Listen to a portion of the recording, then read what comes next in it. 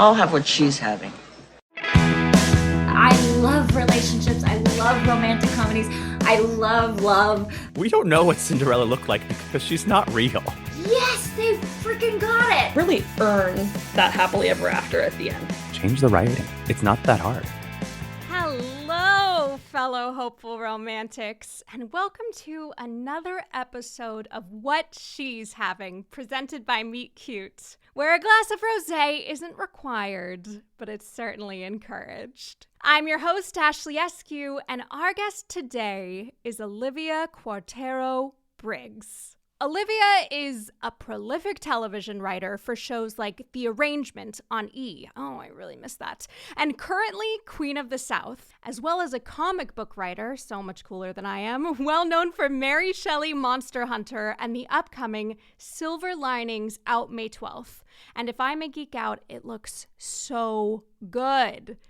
But my favorite of her credits, well, besides mom to two truly adorable children, is that she is a frequent contributing writer to Meet Cute, with her 3-part story, Mile High, as well as Meet Cute Show's first series, That Summer, currently on its 3rd season. If you haven't heard That Summer, I highly encourage you to head over to Meet Cute Shows and to take a listen. If you're a fan of rom-coms or coming-of-age stories or female scientists or women stepping into their authentic selves or the 90s and early 2000s, which, let's be real, if you're listening to this podcast and you're not a fan of any of those things, you're probably my dad. So you will not want to miss it. That is why it is my absolute honor to introduce the brilliantly bold Olivia Cuartero-Briggs. Okay, so the interview has started. All right. Is that okay? Just to be clear, yes, let's do it. Okay, so first I want to know, how did you start this whole journey as a writer? I was always a storyteller. I remember I grew up in New York City. Before I could read, I remember I'd be riding on the subway and there were all these ads, on the top of the subway train cars, and being so frustrated that I couldn't read them. I just wanted to read them. And then almost immediately when I started to learn how to write, I wanted to write my first novel, which I attempted to do. It's terrible. It's about like a girl and her cat, and it's hysterical though. I used to spend every day like writing a chapter or something, and I couldn't spell at all. I went to a school called St. Anne's. It's an amazing school. It's a private school in New York City because my father taught there. So I was a faculty brat, but they didn't want to teach spelling young because they thought it would stifle our creativity because it was like a really hippy dippy school. So I couldn't spell at all. So I would write these things phonetically and then I would give it to my dad to read to me at night. So my bedtime stories a lot of times were him reading me what I had written, reading all the misspellings. Oh my God. And it was hysterical. I have it. I still have it. And one of the sentences, I remember my dad and I just dying laughing, like tears streaming down our faces. The 2 little girls, they're like running through the field. And one of them is like, because they're running to the kittens, right? So I'm gonna show you my kitten. And one girl asks the other one, what's her name? And the other girl says, I meant to write Virginia, but she says, her name is Vagina because that's where she was born. That worked so well still. Yes, it was amazing. My dad and I were dying. So I tried to write my first novel in 3rd grade, rife with misspellings. Very, very boring. No one wants to read it. But regardless, it was a first attempt. And then another thing I did, I used to love scary movies. Oh, I loved them. And I wanted to make up scary stories. And I lived on 43rd and 9th, not far from the Hudson River. And docked there was it's this huge aircraft carrier called the Intrepid, which has now been turned into a museum. And so we used to go to the Intrepid and I found it very creepy, particularly like the underwater suits that they used to wear. And so I concocted this horror story about a couple kids that end up spending the night in the Intrepid. Thinking about it now, it's actually pretty fun. Maybe I should actually write that. But anyway, I was thinking that.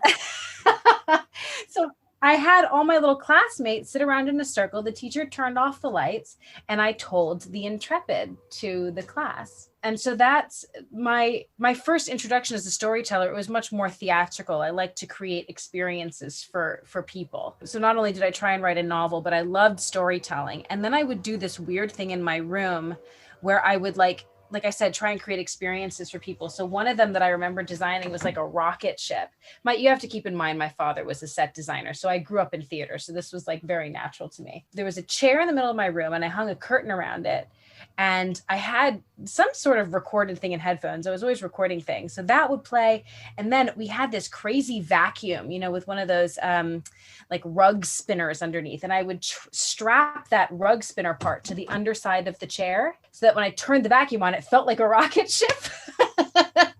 And then in college, I knew I wanted to major in theater. I love theater. But I also wanted to, at first, I kind of dabbled in creative writing. I took one class in creative writing at Oberlin College. And then I remember talking to one of the professors. And I mentioned my love of the beat poets. And he said, "Oh, we don't like those here." And I was like, peace. I'm like, that was at 18, that was it for me. I was like, you don't like Kerouac. I don't like you. This is never going to work. I'm just going to focus on theater. So that's what I did. I focused on theater and my boyfriends. And that's what got me through college.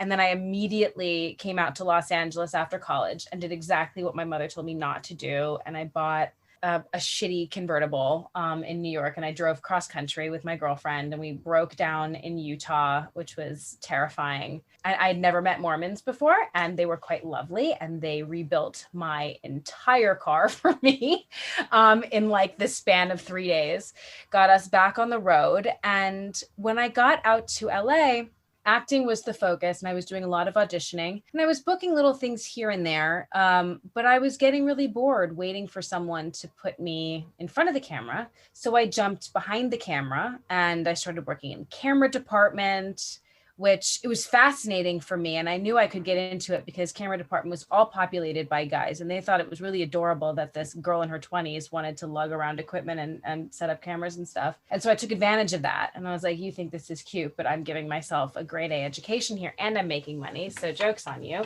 Yeah, well done. And yeah, and I had this great experience actually with this phenomenal director, real eccentric kid. He had written this film that was a road trip movie through the loneliest road in America, which is in Nevada. So he wanted the entire cast and crew to go on the same adventure as the characters throughout the film. So we like literally did the road trip that the characters did in the movie while filming it, which was crazy. We never got more than 4 hours sleep a night. And we drove all over Nevada, which is quite big and vast and kind of scary. We did get run out of at least one town, but for all the right reasons. One of the producers was Indian, and there was this bar that we had bought out, and there was like some altercation between him and the guy that worked at the bar, and we stood up for him, and that was it. And we were like, okay, we need to leave the next morning. It was really crazy.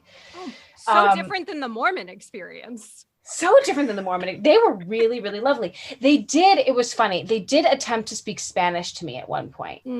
My mother is Spanish and Dominican. I do not speak Spanish. At the time when it happened, it was like shocking to me, but then I realized like they were probably trying to be courteous. I was like, no, you can just speak English to me. But yes, very long story short, I ended up ADing. I worked my way from camera department to ADing, which is, for those of you who don't know, it's first assistant director. You organize the entire shoot, you keep everything moving, and all of the hatred that people feel towards the director and want to express towards the director, you step in and absorb. So you are a hate sponge trying to keep everybody on track. And it can be a really gratifying job if you're working with the right team, but I was always working for like first-time directors on very, very low budget shoots where like everyone's cranky, and it was killing me. And there was one night I was literally crying in the bathtub at the end of the night because my legs hurt so much that I couldn't stand anymore. I think we had been on set for like 16, 18 hours. And my boyfriend at the time, who would become my husband, was like,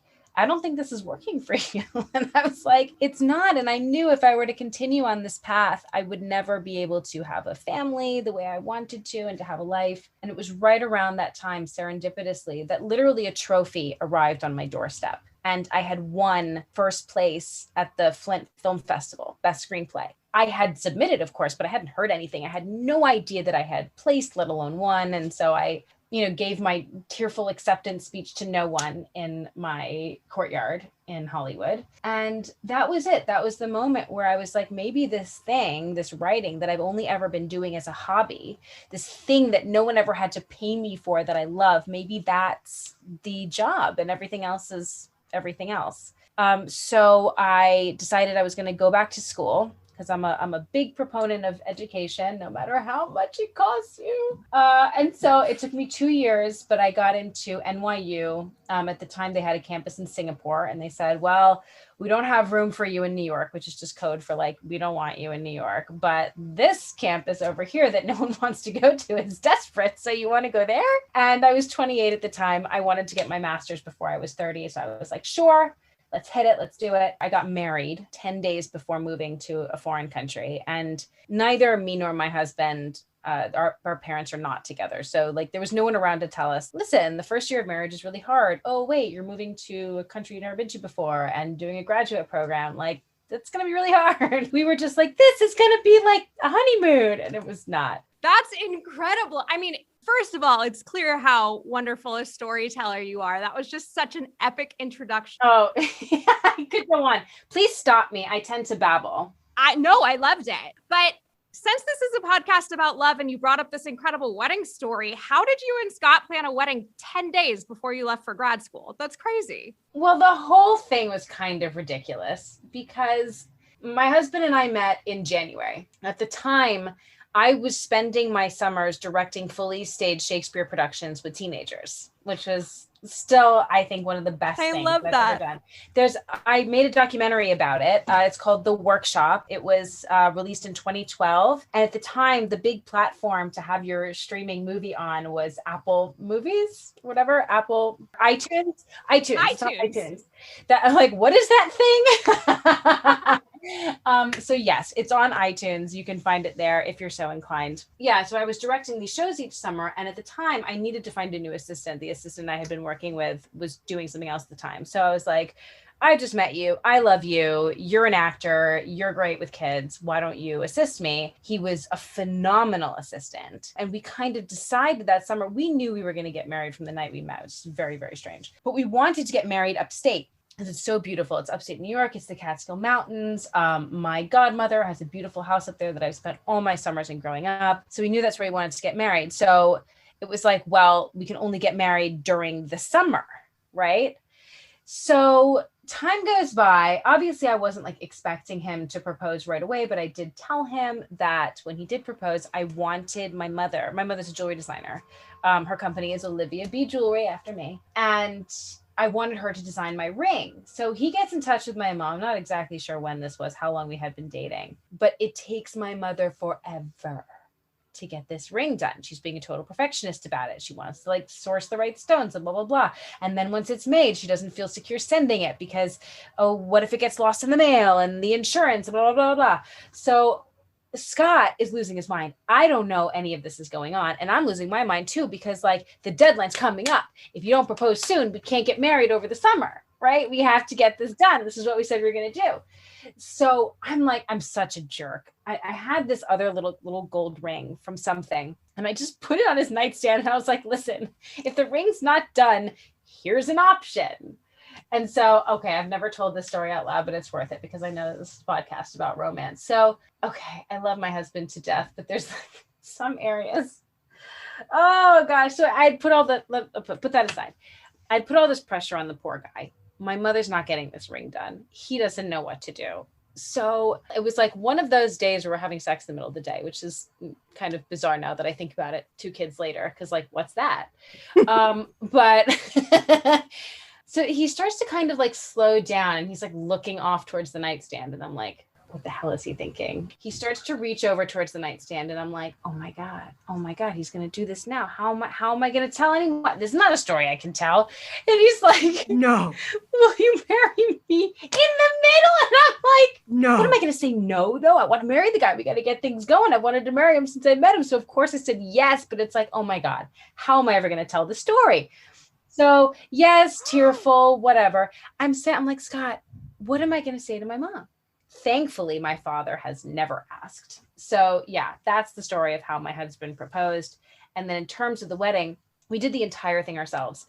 I had a woman, a local woman who I knew. I had worked with her daughter quite a bit, and I had worked with her on a design for my dress. I had sent her fabric, my measurements, everything. She was going to make my dress there. I go in for my first fitting, totally bizarre. I wasn't nervous at all. I almost passed out. I almost fell right on the floor. I have no idea. I know this happens to women all the time. I had heard about it, but then the kicker is never finishes the dress. What? She doesn't finish the dress. It's days before the wedding. I'm trying to get in touch with this woman. She's like, it isn't done. My godmother is like all in a tizzy about it. She sends, there's an amazing seamstress that we worked with for the Shakespeare show. She would do all the costumes. So my godmother's very good friends with her, sends her over to this woman's house to get the fabric and finish my dress. And the seamstress, she brings back the costume designer brings back the fabric. She's like, there's no way she could have made this dress with this fabric. It's not the right fabric. So everyone's losing their minds. This is like 2 days before the wedding. No dress, right? I'm in the bathtub, and I remember this really distinctly. And I was like, this is really a moment where I'd be totally justified in losing my mind. So I'm going to be super cool right now. And I'm not going to lose my mind. I'm not going to panic. Everything's going to be fine. I'm going to go shopping. I'm going to find a dress, and it's all going to work out. Thankfully, at the time, and I'm sure this will never happen in my life again, I was a sample size. Again, I think this was like the day before the wedding. And we drove around upstate New York. There were like maybe 3 stores that sold wedding dresses. Because it's upstate, like you're not going to find those. You're not going to find like Vera Wang's or anything, right? This is not like that kind of territory. And they were a couple of like polyester dresses, but whatever, they look cute, they passed, they were my size.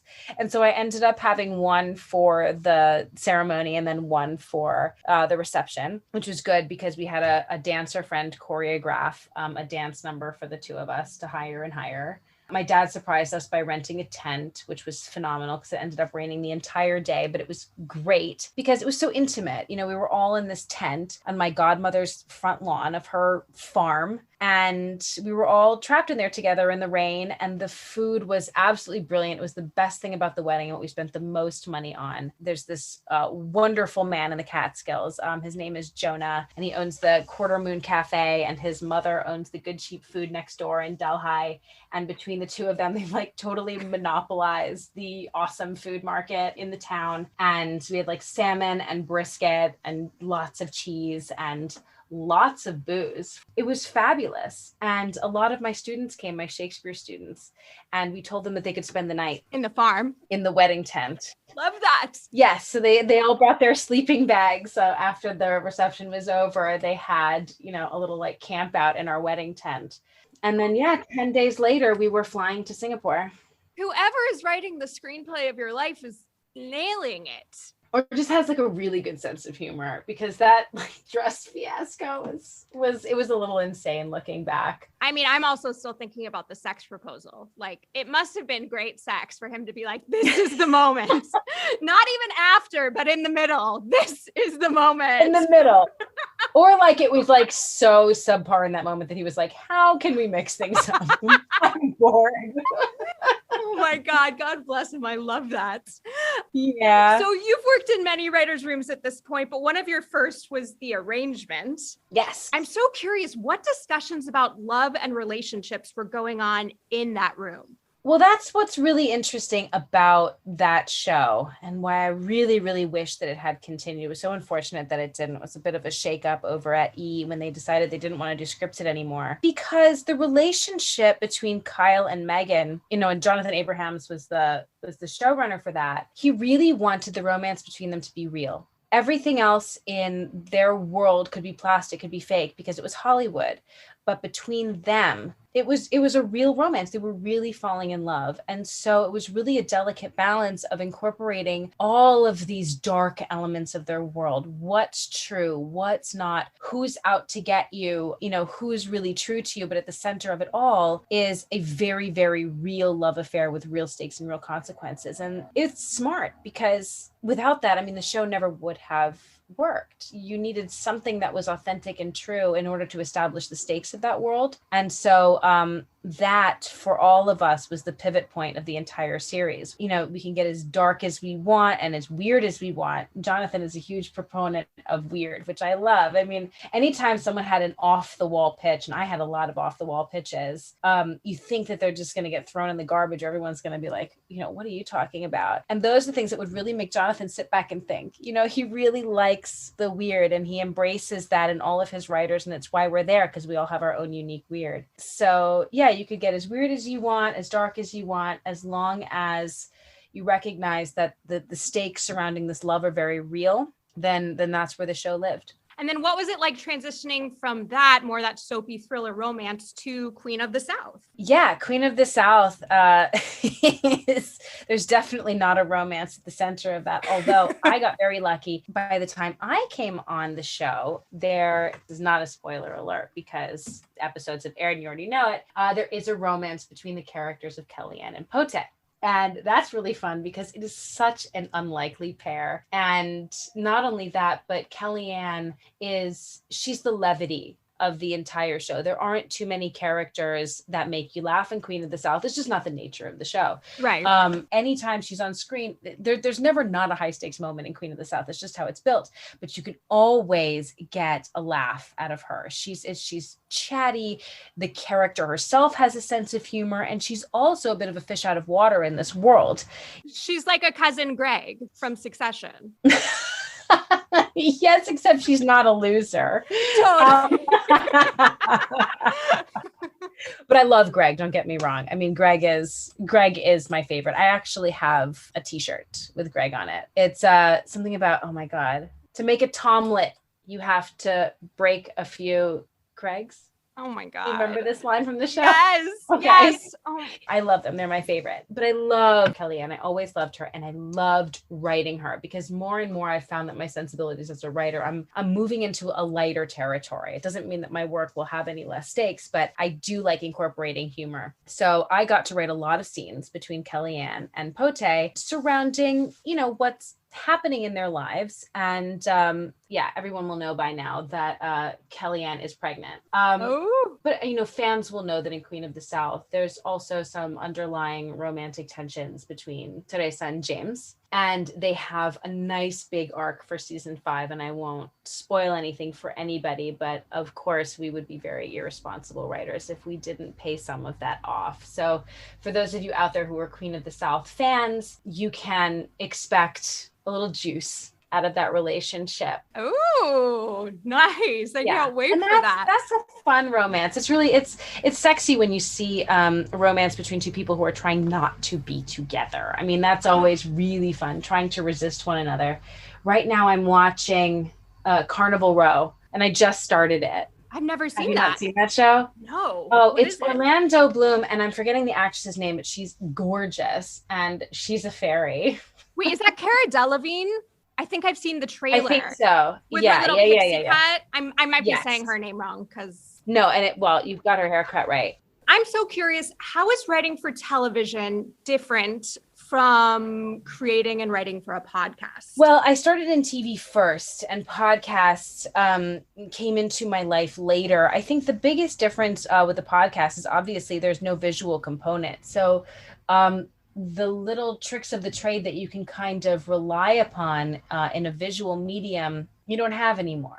And especially when it comes to romance, I feel like there's so much in a look. There's so much you can identify with when you see someone who is silently longing, or, you know, whatever it is. There's so much of what happens to us as human beings in the context of our romantic relationships is internal. So the biggest challenge, I thought, when I was writing for Meet Cute was to externalize that. And how do you maintain a natural, realistic conversation and still infuse it with all of that romantic, dramatic tension that audiences love? Because I see the way the characters move and I see what they do. And you don't want to have one character saying to the other one all the time, like, why are you looking at me with those longing eyes? Or, you know, why are you putting your hand on your chest like you can't breathe when you look at me? You know, you can't have any of that. So you have to just kind of hope that your audiences are imagining the body language through the emotion that's coming through the characters.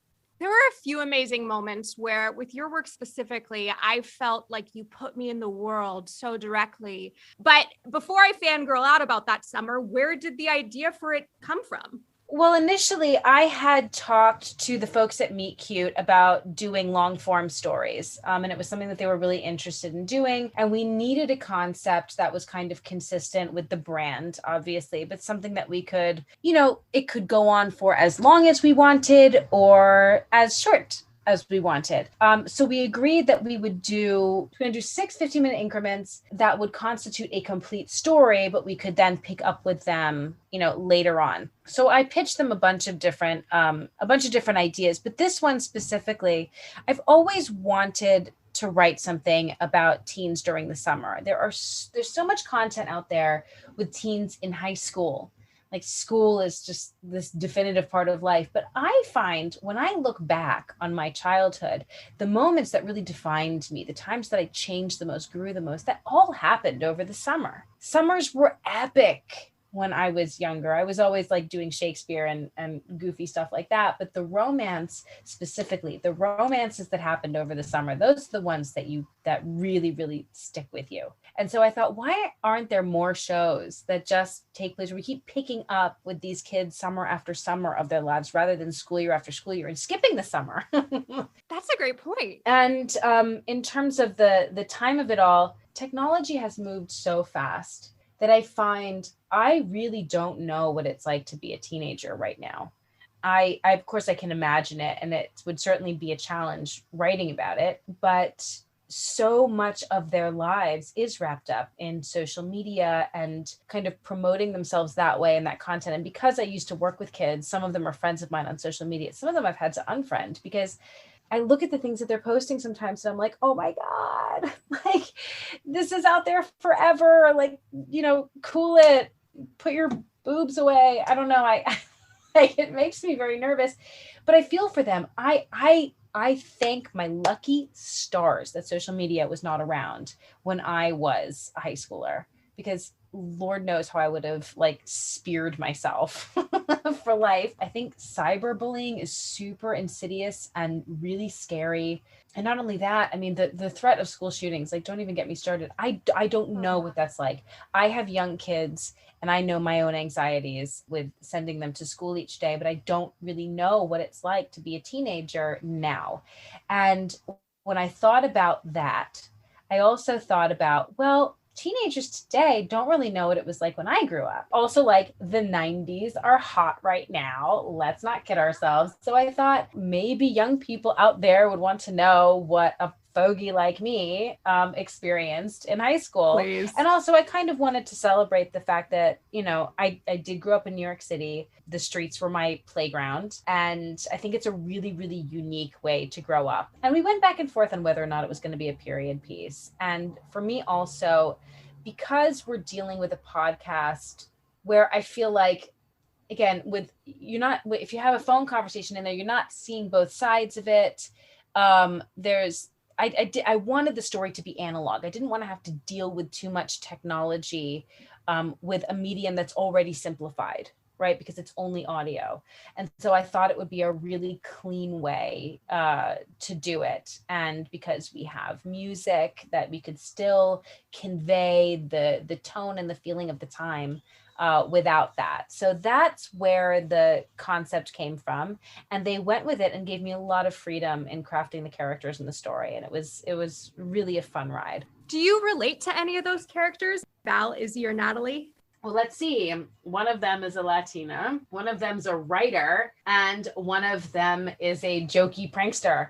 Yes, I relate to all of them. I feel like they're all different facets of me and who I am. And that's what I endeavor to give all of my characters. Not to play favorites, but the character that I relate to the most is probably Izzy, just in terms of when I was growing up, my default was always happy. I was always kind of like the happy jokester of the bunch. but that wasn't always like what was cool. I mean, this was a time when like my friends were still very much like in the grunge era, and like Kurt Cobain loomed large, right? So like being happy all the time and like let's have sleepovers until we're 18 like wasn't really cool. So Izzy is very much that side of me, that she doesn't want to grow up too fast. I also went through a period of like, you know, trying to find myself romantically and like probably hooking up with too many people. So I felt her there when she, you know, through season 2, and she's just like kind of trying to find out who she is through the women that she dates. But how often do we get a woman exploring her sexuality through casual sex throughout a rom-com? I loved it. Oh, good. Particularly a queer woman. Oh, it really stuck with me the whole time. I was like, I'm living for this storyline. Oh, I'm so glad. Well, that's really good to hear, because in the 3rd season of that summer, it's really Izzy's story. You know, the 1st season is very much Val's season, because it introduces, to me, the central story, debunking the whole myth that was Blaine and getting together with Danny, who I love. Oh my God, I love Danny. And then the 2nd season was very much Natalie's story, because it's her book tour and it's her, you know, her romance and kind of figuring out that she's a romance writer with the fear of intimacy, which was fun to write. And then season 3, we actually, like, spoiler alert, we go to Oberlin. Yay. For the summer. I love that. Another glimpse into you. Yes, very much so. But Izzy's spending the summer there because she's working on an experiment, which is also an excuse to get closer to her crush and what she kind of discovers about herself. And she's settled down at this point. Like she's looking for someone to stick with her for the long run. And she's not having a lot of luck. She's been alone for a long time. She's gotten her heart broken at this point, because we catch up with the girls every 2 years. So a lot's happened in that regard. But yeah, so I think Izzy the most. And then, you know, but there's definitely elements of Val and Natalie that come directly from my own personal experience, you know, even in the way they talk and think about things. And it's also wish fulfillment for me. Like, how cool would it have been to like have a career that young? Oh, you know, and what would that have meant? There was a time when I had the option of doing that. I was like auditioning for movies in New York. I auditioned for What Women Want. It was so funny because when I went to the casting, there were signs everywhere that said Meet the Parents. I didn't know what Meet the Parents was. I thought, oh my God, my parents are supposed to be with me. What am I going to do? I can't. And I got like 3 callbacks or something. And at one point, the casting director said, listen, you're really good. I would love to help get you an agent. And I was 15 or 16 at the time. Was that for the role of Mel Gibson's daughter? Yeah. I love that. Okay, continue. Amazing. Yes. I mean, but you see who got it. I mean, she was already kind of a known entity in the world. So I didn't get it and I wouldn't have gotten it. But this casting director really did like me and she offered to get me an agent. And I said no. Huh. I know. And it was so crazy. It was like everything I had wanted. But I also, because I had grown up in New York, I also knew kids who had careers young. And I wasn't ready to give up my childhood. And it's so weird looking back that I had the wherewithal to know that, because me now would have been like, what's wrong with you? But that was my choice at the time. So I guess for me, Natalie is what if I went with it? What if I went in another direction? Where would that have led me? And so it's fun to get to explore that through her. And with Val, there's something about Val that's very close to my heart. And, you know, my mother, like I said, my mother is Spanish and Dominican. Her parents actually met in Spanish Harlem. So like their West Side Story, which is crazy. Unfortunately, I don't really have a relationship with them, but they didn't teach my mother Spanish. Oh. So yeah. And look, I mean, you got to remember what time this was, you know, being a Spanish speaking person, it was not, they were looked down upon for speaking Spanish. So I think, you know, for them at the time, let's advance our kids. We just want them to be English speakers. We want them to fit in. My mother and her sister were very light skinned, and so they could do that. And so they were really encouraged to strap on a white identity and to lead with that, you know, regardless of the fact that my mom's last name was Cuartero. And she didn't give me her last name because also my mother was an actress like in the 80s. And this was the time when like everyone was, you know, giving themselves stage names to make their names sound more Anglo. So Olivia Briggs to her sounded like a great stage name. So that's why we went with that. But you know, I was raised very quote unquote white by a mother who wasn't necessarily. And it created a really interesting experience for me growing up that I don't regret, but like clearly people noticed that I wasn't as white as them. And I would get questions about it all the time, but I had no connection to my heritage whatsoever. I didn't know what to say to them. And so, I asked my mom, she told me what my background was. And then I'm going back to school saying, oh, well, my mom says I'm Spanish and Dominican. I didn't know what that meant. The first time I actually met someone who was really Dominican was when I got my first job working at a restaurant when I was like 18 or something. And Dominicans, for the most part, are quite dark. And I'm looking at this girl for all intents and purposes, looks black to me. And she's like, yeah, I'm Dominican. And I was like, oh my God, I didn't even understand that that's what that meant. I didn't know what Dominican was. Wow. When I would go back, again, because Dominicans are black, then when I'm telling my friends, I'm Spanish and Dominican, they're making fun of me. Oh, Olivia thinks she's black, this, that, and the other thing, which was not the case. But I decided, you know what? People think this is funny. I'm getting laughed at. I'm getting made fun of. I don't want to talk about this anymore. When people ask me what my background is, when people ask me what I am, I'm going to say I'm from New York. I'm going to say I'm American. I'm getting away from that. When I applied to colleges, I didn't check the Hispanic box because I was totally opposed to that. It was other. I don't want to talk about it. I want to get away from this race thing because people, it's something that got me made fun of.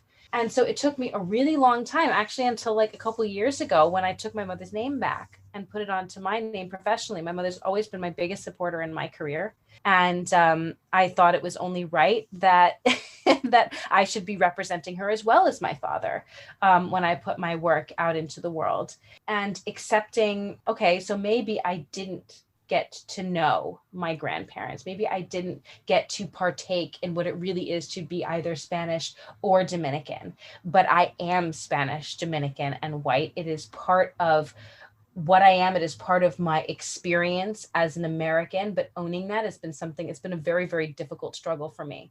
So there's something very, very cathartic in having a character that is Dominican from Washington Heights. That's where my mother was born. I lived there for a couple years when I had my first daughter. My husband and I were living in New York. And like I said, my grandparents met in Spanish Harlem. So to celebrate that area with a character who is distinctly Hispanic. She speaks Spanish. She is Dominican. She's Dominican from the Heights, and she wants more and initially thinks that the way to get more is like what my grandparents thought, by thinking, acting, being as white as possible, to shed her roots to become something more, and realizing, like me, that you don't have to do that. And it is okay to assert yourself for whatever you are, regardless of how much of the culture you have absorbed. That was what was really cathartic about writing a character like Val. And honestly, what was really cathartic also about writing for shows like Queen of the South,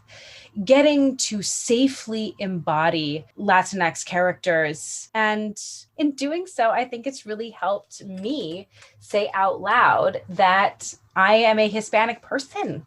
And I am. And not being ashamed or embarrassed about that. And if you want to make fun of me, like, okay, fine, go ahead. I don't know how entertaining it would be. But, also just kind of celebrating the fact that, thank God, I have grown since I was a teenager and used to get embarrassed about those things. So it's also genius that you put that into like the romance that Valentina finds for herself.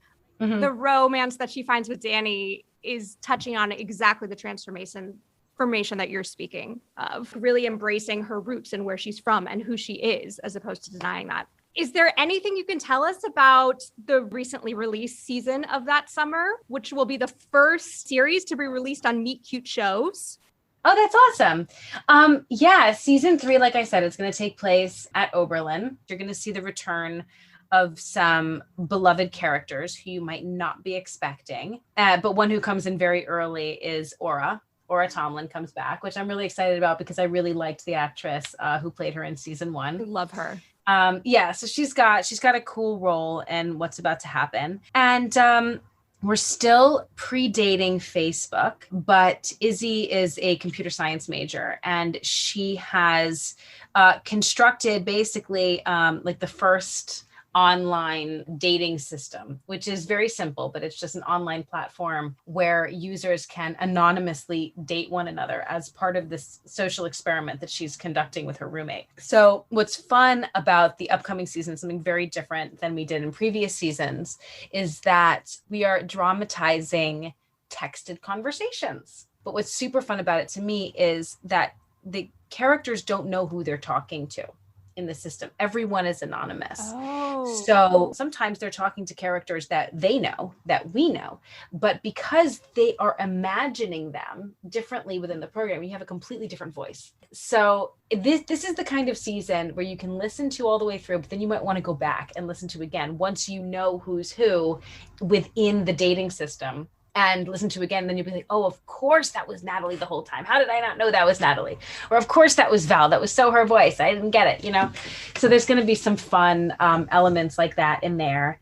And it's another continuing chapter of the Val and Danny romantic saga, which I am very, very committed to. And I really, really hope we get to do a 4th season because I want Danny to run for office. One of the great things about an ongoing series too, and this happens in television, this happens in podcasts, you discover the talents of the actors that you're working with. Your cast is so strong.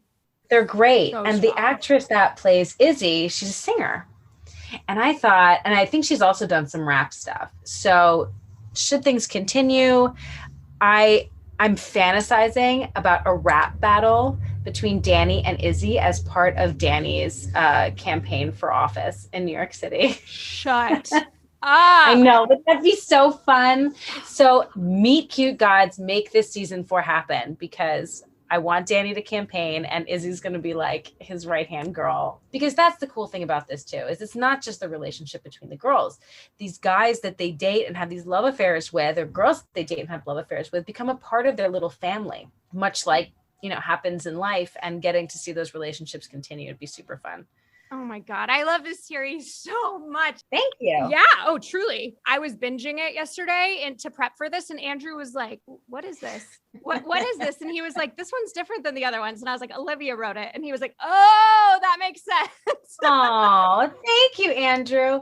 Well, for me, the scene, and I'm telling you, I legit had tears in my eyes. The scene where Danny breaks up with Val in Europe, where he's like, I was in love with you and you ripped my heart out. I was getting all the feels, and I was shocked because like when you write something, you're very objective when you're listening to it and you're picking it apart. You don't want to, but that's what you do. But oh my God, they got me. They really, really got me. I mean, those two together, it's just magic. And I want to write as much for them as I possibly can. I'm putting into the universe hoping for a season 4. Yes, me too. We have some audience questions. Oh my gosh. Okay. So John from Ojai wants to know, in addition to television shows, you also write comic books. Yeah. I loved Mary Shelley Monster Hunter and cannot wait for Silver City. What can you tell us about it? Oh my God, that's so awesome. So Silver City is a project that's been with me for a long time. I had a dream like about 12 years ago now that I woke up in this strange place and I was dead. And I was in the city that I had never been in before. And I was really annoyed because I found out that I had to get a job. I had to get an apartment. This place was a slum. I had to do volunteer work. I was like, how is this the next stage of evolution? And I was like working in a coffee shop and I didn't care about anything. I was really upset. And then one day there was this baby that had arrived there. And the professor said to me, oh, we usually just get rid of those because they don't grow or change, right? Because they're dead. And I was like, you're not getting rid of this baby. I'm going to take this baby. I'm going to take care of this baby. And time went by in the dream. And I remember feeling in her mouth and her teeth were growing. And I was like, oh, she's still alive up there somehow. I need to get her back. And that's when I woke up. So that's the nexus of this idea. And in Silver City, obviously I took myself and I created the character Rue Corrado, who is our very unlikely hero in the story. She's someone who, she's a gigantic underdog. She was raised in the foster system, raised to believe that she was nothing. And the real nexus of the story and the heart of it is, someone who has been raised to believe that they were less than dirt. ends up discovering that they have within them the power to save the world. And, how do you then step out of all of your self-doubt and all of your self-hatred and all of your trust issues to really embrace the fact that you are incredible and you can do incredible things, the likes of which you've never imagined before. And, all of these abilities that you have that you thought made you different and bad are actually your greatest strengths. Wow. It's very, very different than my work for Meet Cute. It's darker, but there is a romance at the center of it. It's a very unlikely romance and one that unravels over quite a long period of time. But it's kind of fun and gratifying because as you kind of discover, souls travel cyclically. We've all known one another for a very long time, and romances don't just occur once in a lifetime. Sometimes the same romance can occur over many lifetimes, and that's something that these characters will discover. So Silver City is my stab at world building, at fantasy, and it's released on May 12th. And you guys can all tell me how I did with book one. Though I say wait till, read book 1 through book 5 and then tell me how I did. This sounds so up my alley. I have already pre-ordered my copy and I encourage Oh, everyone you're else to do such a the love. same. Thank you. Oh my gosh, of course. Well, Rowan from Newark would like to know, you've spoken on how comic books are a good medium to sneak in political debates. What larger points of view do you think the genre of rom-coms opens itself up to? Well, for me specifically, sexual identity, obviously. I guess that's kind of an easy one, but I think it's really important to get out different viewpoints because romance is not one thing. Romance is many different things to many different people. And I think that type of representation is really important. I've also been able to, through the Meet Cute platform, like we discussed, to tackle issues of race and racial identity. And what I liked about the story is we're not dealing with racism. We're dealing with racial identity and accepting that. There is an element of racism as well, but it comes at you from a very different angle in that Val finds herself in a situation where someone's trying to get close to her because it'll help them get into college, So, dealing with those types of relationships when race becomes involved has been something that's really interesting to explore. Also, ambition. And I think in the first season of that summer, we really got to tackle a lot of issues. And one of them that I think kind of flew under the radar is that even women feel validated artificially by the amount of experience that they have sexually. And I think that a lot of young women deal with this as they're growing up, that they don't feel like they've quite achieved the same level of their peers unless they've had the same amount of sexual experience. Completely take off the table the fact that people lie. They say they have more experience than they do. And then, it's not just guys that don't want to be virgins anymore. Girls have the same issue. And so, Natalie's issue in season 1 of that summer, just trying to get close to this guy so she can get through with this experience. It's artificial and it doesn't matter. And obviously it's so easy to say coming from an adult perspective, but if there's one thing I could have told myself when I was younger, it's don't rush. All of these things that are out there for you, they're out there for you to have fun with. So if you're not having fun with them, take a deep breath, take a step back and reassess, because love is fun. Sex is fun. It's all supposed to be a good time. That's why our bodies are built to enjoy it. And that you are enjoying something when your heart is in the right place with it. If you're rushing it or you feel, weird about it, or you walk away from the situation feeling like, oh God, should I have done that? Just take a step back because you have a lot of time. I wish that I knew that. But yeah, so I think romance is a great area to talk about social issues because it's something that we all strive for. It's something we all get lost in. And even those of us like myself that have been married for 10 years, you still need a good romance story in your life. It's so natural to who we are as human beings. We are programmed to look for love in our lives, to empathize with it, to celebrate it. So, any issues that you can tackle within that medium are really going to sing. I think you just have to make sure that the social message does not become so in your face that you alienate your audience. keep that romance, keep whatever is at the crux of your story at the forefront, and let those social issues evolve, because they will naturally, much like they do in life. This is the part of our show where we usually do a lightning round with our guests, but we thought with your expertise, it might be fun to do a 90s rom-com based logline game where we give you the logline of the 90s rom-com and you tell us what it is. Good luck. Oh my God, I might be terrible at this, but okay, we'll try. Okay, number 1.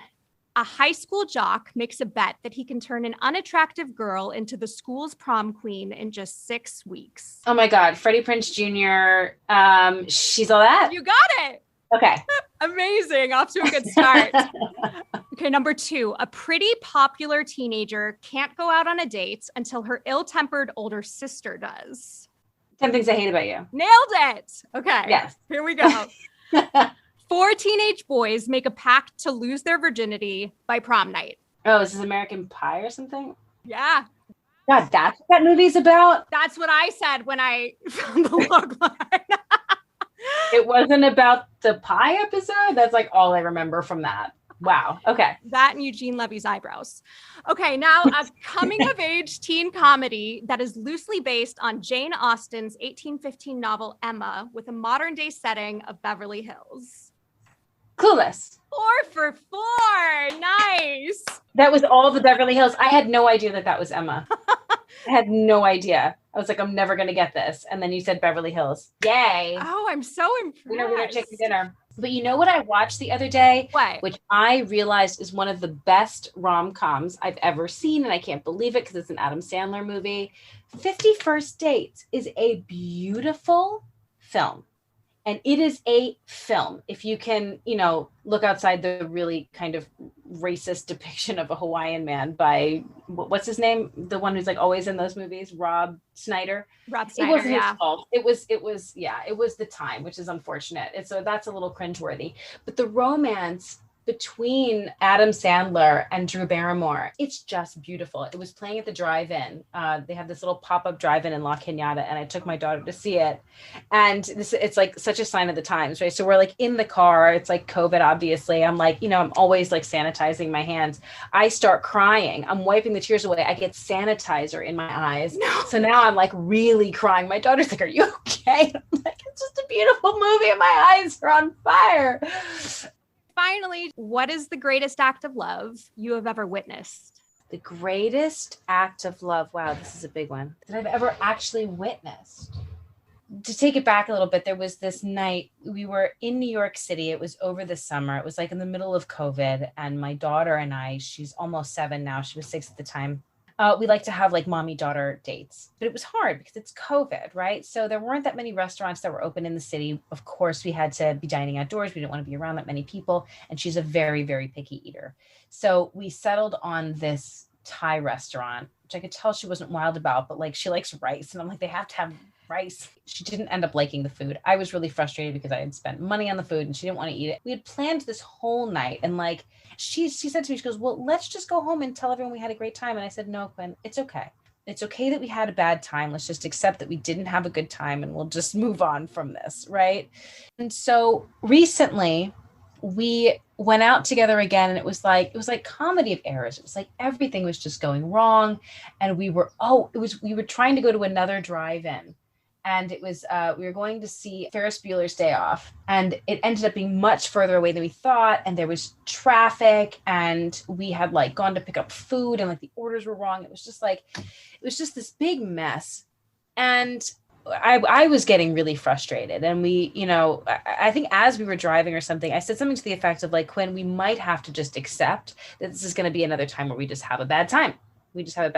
And my daughter was like, okay, Mom, well, I really want to have a good time with you. So I can let all of this go if you can. And it's not easy to do. She was upset with me, probably for a legitimate reason. I was like probably on edge and driving her nuts. She was on edge and driving me nuts. But she just had this moment of like, I can let this go if you can let this go. And like, let's just have this be water under the bridge. And I realized in that moment, and why I say this was a great act of love, she knew that's what I needed. I saw it was honest on her face. She was not angling for anything. It was just purely wanting to have a good time with me. all of this anger and rage and frustration, anger I was feeling at her, the situation, all of it went away. And I was able to put all of that bullshit aside and just be in that moment and enjoy it with her. And who cares if we relate to the movie? Who cares if the food wasn't what we wanted? There's more food out there. It's like, she was so generous with me in that moment. She could have just been annoyed and sat in the back of the car in her car seat. And she wasn't. And I realized in that moment, it becomes very hard as an adult, I think, to change. We get very into our habits, our good habits as well as our bad habits. And frustration for me is one of my bad habits. I get stuck in there and I get grumpy and it's really hard for me to get out. And I realized in that moment that the love of your children is so strong that it can change you. It can change you even in a second. Even the hardest things that there are for you to change, when someone really loves you, and maybe it doesn't just have to be a child, I don't think it does.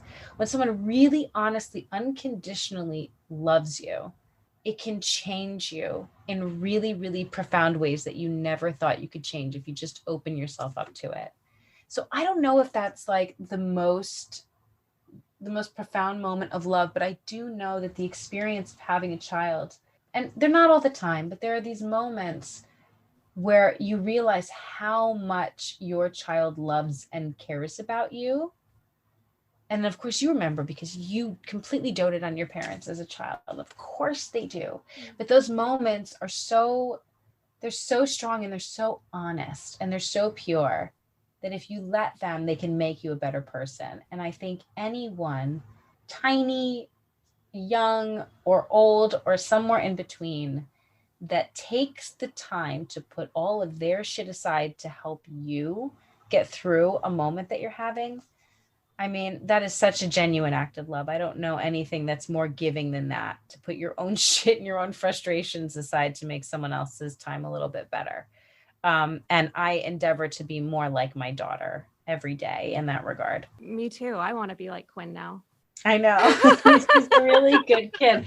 And her little sister, she's only, she'll be 2 in a couple months.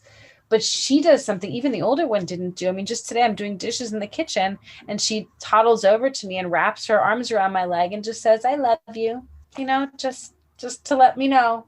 And it's very special. And it reminds you that, it takes 2 seconds. Again, I've been married for 10 years, but I don't do that enough. I don't just go over to him enough and just hug him and say, "I love you." How much better would this world be if we just kind of let each other know those things every once in a while? It only takes 2 seconds and it makes such a difference. Oh, Olivia, thank you so much. This is just been the best. I am so grateful. Thank you. Thank you so much for this opportunity. As you know, I love to talk. Are you kidding? Please. I've been trying to get you on the show since it started. And they're like, wait until that summer comes out. Wait until that summer comes out. Oh, well, great. Well, listen, I hope that everybody is loving this summer. But please know it's very much a work in progress. And if the seasons do continue, we would love to get feedback from you guys about what it is that you love, maybe something you want to see more of. We can make this an interactive experience. So, send us your questions, your comments, characters you might want to see come back, because as long as they open the road for me to go down, we can do what we want. The sky's the limit. Either way, I'll be writing more for Meet Cute. So give me your thoughts. And thank you so much for those of you who are looking forward to Silver City. I am too. It's going to be a fun ride. And there's more coming in the comic book world as well. Ooh, so many good things from Olivia. Thank you so much. Thank you. Mwah. Love you. Mwah. Whew. Olivia. Man, that lady can spin a yarn.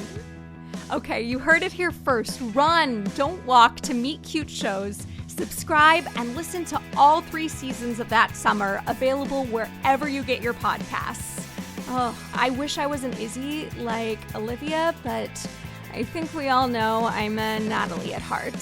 So today, Olivia and I discuss The Arrangement, Queen of the South, 50 First Dates, and Carnival Row. And if you're a fan of comics, make sure you pre-order Olivia's Silver City from your local comic shop. And as always, wherever you get your podcasts, make sure to subscribe, rate, and review this podcast.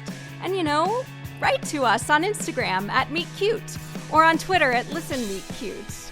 I had just the best time this week talking to the incredible Olivia, who there are not enough superlatives to describe. I simply adore you. Thank you all for joining us. I'm Ashley Eskew, and I'll have what she's having.